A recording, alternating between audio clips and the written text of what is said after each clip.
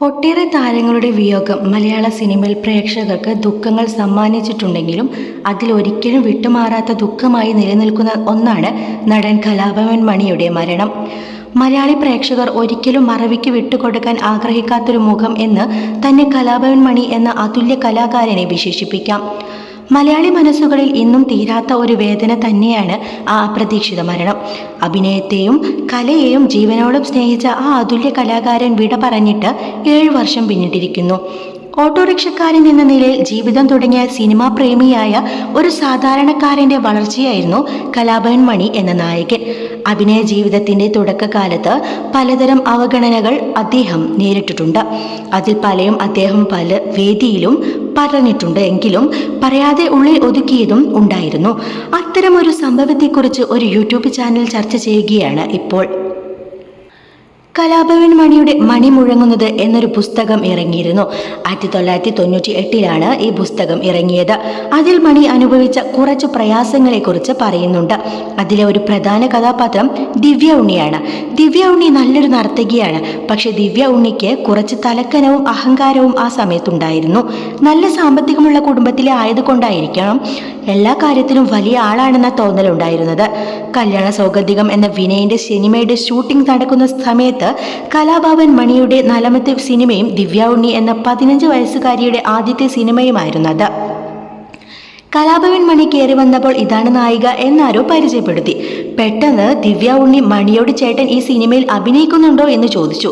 ഉണ്ട് മോളെ, ഞാൻ ഈ സിനിമയിൽ മോളുടെ മുറച്ചെറുക്കനായിട്ടാണ് അഭിനയിക്കുന്നത് എന്ന് പറഞ്ഞപ്പോൾ ദിവ്യ പൊട്ടിക്കരഞ്ഞു എന്നാണ് പറയുന്നത്. തൻ്റെ ആദ്യത്തെ സിനിമയിൽ തന്നെ മണിയെപ്പോലെ ഒരാളുടെ മുറപ്പെണ്ണായി അഭിനയിച്ചാൽ തൻ്റെ അവസ്ഥ എന്താകും എന്നൊക്കെയാണ് ആ കുട്ടിയെന്ന് പറഞ്ഞത്. ആദ്യത്തെ സിനിമയിലെ ഞാൻ എങ്ങനെ കൂട്ടുകാരുടെ മുഖത്ത് നോക്കും എന്നൊക്കെയായിരുന്നു ദിവ്യ ചോദിച്ചത്. ദിവ്യയുടെ അച്ഛനും അമ്മയും വന്നു ദിവ്യയെ സമാധാനിപ്പിച്ചു. മണിക്ക് ഇതാകെ ഷോക്കായി പോയി. 4 സിനിമ ചെയ്തിട്ടാണ് മണി വന്നിരിക്കുന്നത്. 4 സിനിമ കൊണ്ട് പ്രേക്ഷകരുടെ ഇഷ്ടം കവർന്നിട്ടാണ് അദ്ദേഹം അവിടെ നിൽക്കുന്നത്. ആ കുട്ടി എടുത്തെടുത്ത് ചോദിച്ചത് നമ്മൾ തമ്മിൽ കല്യാണം കഴിക്കുന്ന സീൻ വല്ലതുമുണ്ടോ എന്നായിരുന്നു. അദ്ദേഹത്തിൻ്റെ നിറം ഇഷ്ടപ്പെട്ടില്ല എന്നുള്ളതായിരുന്നു ദിവ്യയുടെ പ്രശ്നം. 15 വയസ്സിൽ അവർ അത് മണിയോട് പറഞ്ഞത് പ്രായത്തിൻ്റെ പക്വതയില്ലായ്മ ആയിരുന്നു. എങ്കിൽ ഈ 25 വർഷം കഴിഞ്ഞിട്ടും ദിവ്യ ഉണ്ണി അതിനെതിരെ ഒരു അക്ഷരം പോലും പറയുകയോ ഖേദം പ്രകടിപ്പിക്കുകയോ ചെയ്തിട്ടില്ല. കലാഭവൻ മണിയുടെ ലെവൽ പിന്നീട് എവിടെ എത്തി? മണി ലോകസുന്ദരി ഐശ്വര്യ റായിയുടെ കൂടെ വരെ അഭിനയിച്ചിരിക്കുന്നു. പിന്നീട് മണിയുടെ വർഷങ്ങളായിരുന്നു. ഒരുപാട് സിനിമകളിൽ അദ്ദേഹം നായകനായി. രംഭയും നന്ദിനിയുമൊക്കെ അദ്ദേഹത്തിൻ്റെ നായികമാരായി. അന്ന് കലാഭവൻ മണി അനുഭവിച്ച വിഷമത്തെക്കുറിച്ച് അദ്ദേഹം ബുക്കിൽ എഴുതിയേക്കുന്നത്, അന്ന് ഞാൻ എൻ്റെ അച്ഛനെയും അമ്മയെയും ഓർത്തു. അവരോട് എനിക്ക് വെറുപ്പ് തോന്നേണ്ടതായിരുന്നെന്നാണ്. അവർക്ക് സൗന്ദര്യം ഇല്ലാത്തത് കൊണ്ടാണോ എനിക്കില്ലാത്തത് എന്നൊക്കെ ആലോചിച്ചെങ്കിലും അതൊക്കെ തെറ്റായ ചിന്തകളാണെന്ന് മനസ്സിലായി എന്നായിരുന്നു. അന്ന് സെറ്റിൽ ആരും ദിവ്യ ഉണ്ണിയെ തിരുത്താൻ ശ്രമിച്ചില്ല. പക്ഷേ ചാലക്കുടിക്കാരൻ ചങ്ങാതി എന്ന ചിത്രത്തിൽ വിനയൻ ഈ രംഗം എടുത്തിട്ടുണ്ട്.